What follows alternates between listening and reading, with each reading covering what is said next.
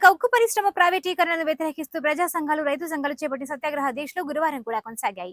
ఈ దీక్షలో పలు ప్రజా సంఘాల ప్రతినిధులు హాజరై కేంద్ర ప్రభుత్వం విశాఖపట్నం విషయంలో అనుసరిస్తున్న ధోరణి నిరసిస్తూ పెద్ద ఎత్తున నినాదాలు చేశారు.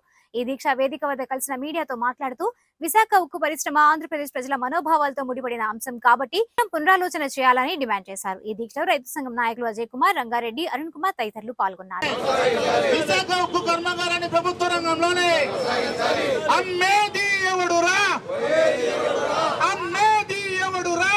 రైతు సంఘం జిల్లా కార్యదర్శి గత 3 రోజుల నుంచి విశాఖ ఉక్కు ప్రైవేటీకరణను ఆపాలని చెప్పేసి యువజన, విద్యార్థి, కార్మిక సంఘాలు ఈ రోజున రైతు సంఘాలు అన్నీ కలిసి కూడా గుంటూరులో దీక్ష చేస్తున్నాం.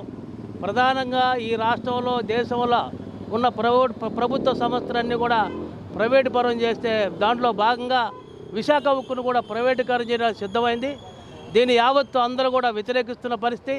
విశాఖ ఉక్కు నిర్మించడంలో దాదాపు 22,000 ఎకరాలు రైతులు దానం చేసిన పరిస్థితి.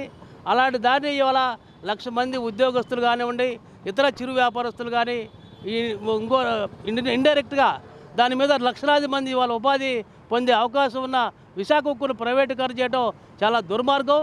ఒకవైపులో కేంద్ర మంత్రి మేము ప్రైవేటు పరం చేయట్లేదంటారు, ఒకవైపున ఉద్యోగస్తులు తీసేస్తారు, మరొక వైపున ఉత్పత్తిని కూడా సగానికి సగం తగ్గించేశారు. ఆంధ్రప్రదేశ్ రైతు సంఘం జిల్లా అధ్యక్షుడు కొల్లి రంగారెడ్డి గత 13 నెలల నుంచి విశాఖ ఉక్కు ప్రైవేటీకరణకు వ్యతిరేకంగా పోరాటం జరుగుతుంది. దాంతో భాగంగానే మరి విద్యార్థులు, యువజనులు, మేధావులు 1వ తారీఖు ప్రారంభం జరిగింది.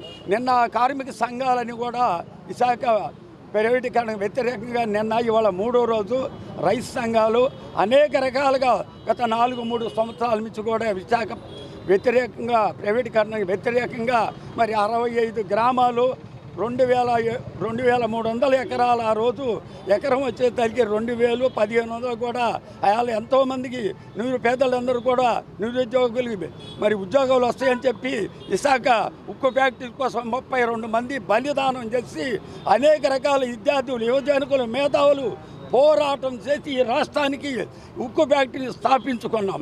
మరి నరేంద్ర మోడీ 2014లో అధికారం వచ్చాడు. 2014, 2019, 2024 వచ్చింది. మరి ఆయన వచ్చిన తర్వాత ఒక్క ఫ్యాక్టరీ కూడా ప్రభుత్వ సంస్థలు ఒక్కటి కూడా నియమించాల, మొత్తం కూడా ప్రైవేటీకరణ చేస్తున్నాడు.